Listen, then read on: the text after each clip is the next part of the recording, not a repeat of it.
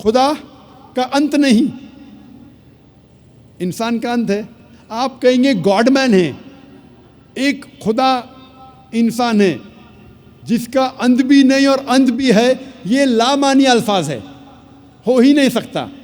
ہم جانتے ہیں کہ انسان کو کھانے کی ضرورت ہے، کھانا کھانے کی ضرورت ہے، خدا کو کھانے کی ضرورت نہیں۔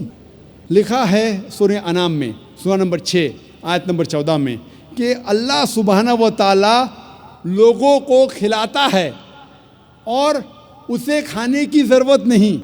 He feeds everyone but does not require to be fed۔ انسان کو آرام کی ضرورت ہے، انسان کو نیند کی ضرورت ہے، خدا کو آرام کی ضرورت نہیں، خدا کو نیند کی ضرورت نہیں۔ لکھا ہے قرآن میں سورہ بقرہ میں سورہ نمبر 2 آیت نمبر 255 میں، آیت الکرسی میں، اللہ لا الہ الحی القیوم لا تأخذہ سنۃ ولا نوم لہ ما فی السماوات وما فی الارض۔ اللہ سبحانہ و تعالیٰ ایک ہے، وہ بے نیاز ہے، وہ مالک ہے سارے چیزوں کا جو آسمان اور دھرتی پہ ہے۔ اسے آرام کی ضرورت نہیں، نہ ہی اسے نیند آتی ہے۔